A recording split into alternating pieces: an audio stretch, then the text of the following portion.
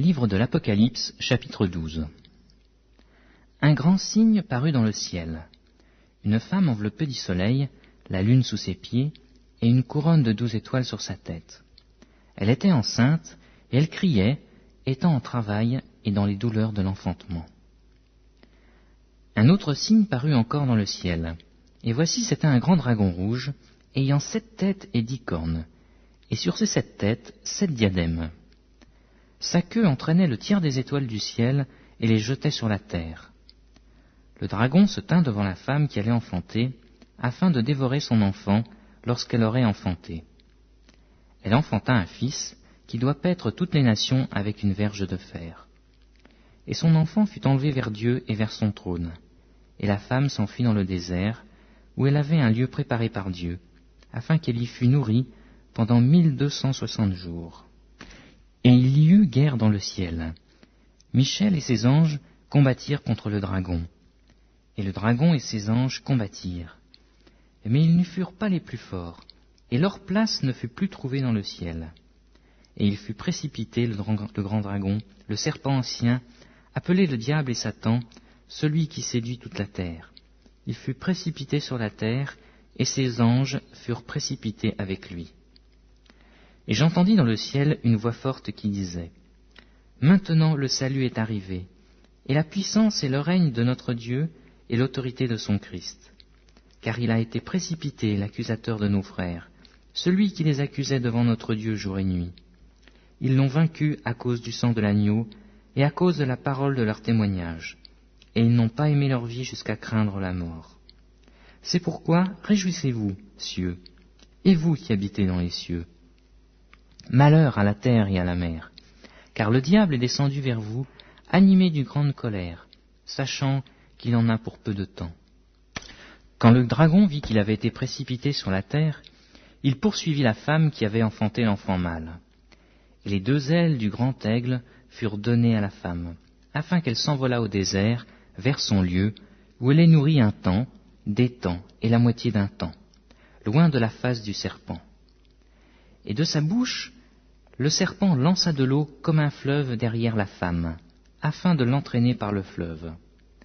Et la terre secourut la femme, et la terre ouvrit sa bouche et engloutit le fleuve que le dragon avait lancé de sa bouche. Et le dragon fut irrité contre la femme, et il s'en alla faire la guerre au reste de sa postérité, à ceux qui gardent les commandements de Dieu et qui ont le témoignage de Jésus-Christ. Et je me tins sur le sable de la mer.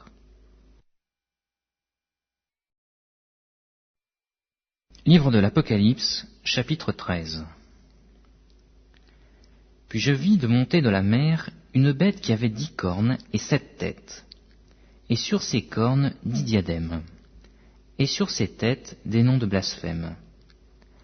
La bête que je vis était semblable à un léopard. Ses pieds étaient comme ceux d'un ours, et sa gueule comme une gueule de lion. Le dragon lui donna sa puissance et son trône, et une grande autorité. Et je vis l'une de ses têtes comme blessée à mort, mais sa blessure mortelle fut guérie. Et toute la terre était dans l'admiration derrière la bête. Et ils adorèrent le dragon parce qu'il avait donné l'autorité à la bête. Et ils adorèrent la bête en disant : Qui est semblable à la bête ? Et qui peut combattre contre elle ? Et il lui fut donné une bouche qui proférait des paroles arrogantes et des blasphèmes. Et il lui fut donné le pouvoir d'agir pendant 42 mois.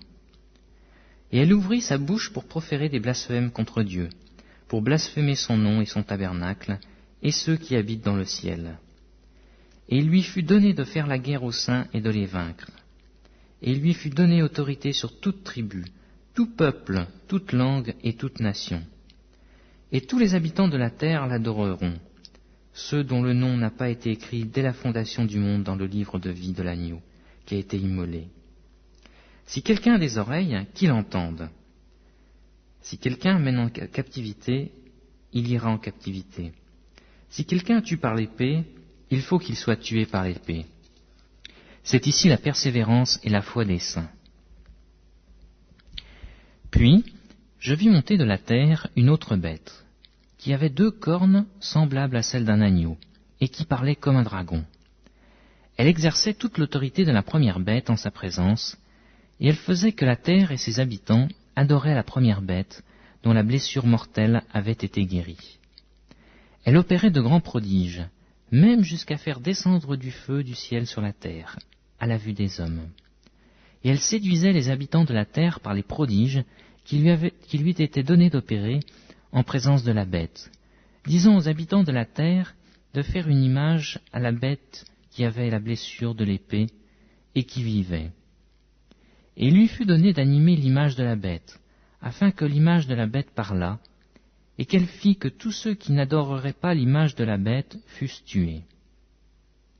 Et elle fit que tous, petits et grands, riches et pauvres, libres et esclaves, reçussent une marque sur leur main droite ou sur leur front, et que personne ne put acheter ni vendre sans avoir la marque, le nom de la bête ou le nombre de son nom. C'est ici la sagesse. Que celui qui a de l'intelligence calcule le nombre de la bête, car c'est un nombre d'hommes, et son nombre c'est 666.